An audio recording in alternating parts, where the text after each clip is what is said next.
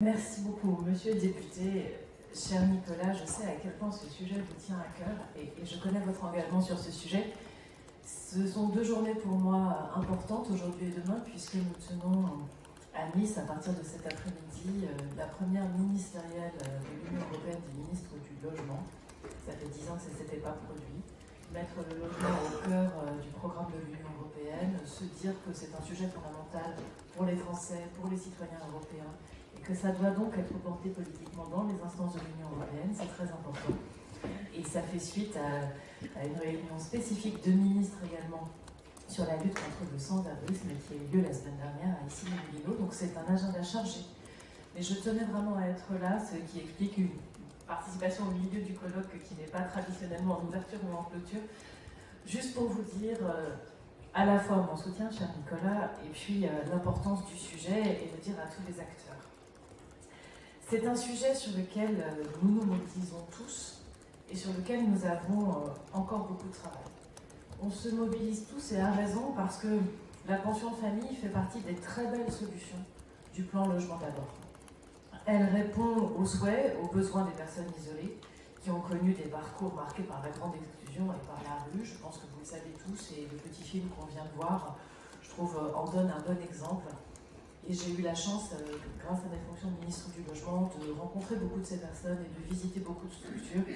Et la pension de famille, c'est vraiment une très belle réponse. Et c'est une très belle réponse parce que c'est l'alliance entre un logement, un vrai logement, digne, pérenne, autonome, et un environnement qui prévoit le collectif, le soutien par les pairs et le rôle des hôtes et des hôtesses de maison.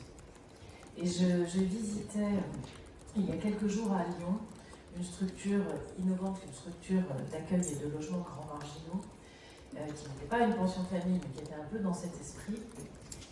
Et les porteurs de cette structure qui s'appelle Zone Libre parlaient d'étayage collectif.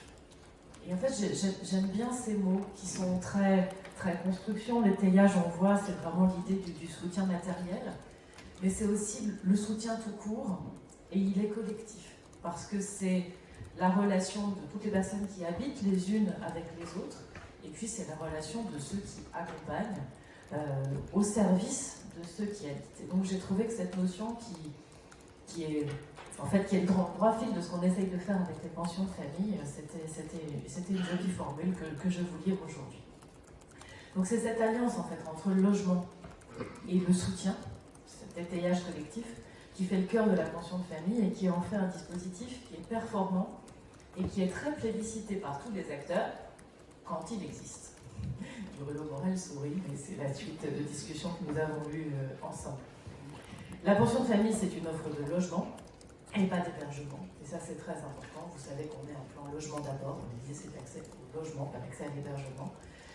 Nous avons aujourd'hui 20 000 personnes qui sont logées dans ces structures pour environ 1000 pensions de famille en France. Et donc toute la question qui vous est posée, c'est comment en faire plus. Alors, la volonté politique est là. L'État a souhaité relancer dès 2017 la production de pensions de famille en donnant une visibilité pluriannuelle aux porteurs de projets. Les chiffres vous ont été présentés. On voit une augmentation forte des agréments PLAI pour les projets pension de famille. Je pense que Sylvain a dû mentionner les chiffres dans son introduction. Donc on est à 6 900 agréments PLAI entre 2017 et 2021, c'est-à-dire un peu plus du double de ce qui s'est passé entre 2012 et 2016. On est à peu près 3100. Mais on voit aussi que ces projets sont très longs à monter, avec les aléas inhérents à tout projet immobilier, mais aussi avec la nécessité d'expliquer, de convaincre, de faire connaître et de réussir à implanter la pension de famille comme réponse évidente à ces enjeux de logement. Pour ceci, on a besoin d'une mobilisation évidemment collective. L'État, qui a un rôle à jouer dans la sécurisation des crédits, à la fois pour le fonctionnement et pour l'investissement, c'est toute la difficulté. Il faut investir d'abord, mais après il faut financer le fonctionnement. Les porteurs de projets, et bien sûr les collectivités territoriales et les maires dont nous avons besoin pour soutenir et pour accélérer la concrétisation des projets sur leur commune. Et les pensions de famille sont en réalité encore assez mal connues, assez mal identifiées, et donc tout le travail sur les faire connaître, expliquer le modèle, est indispensable.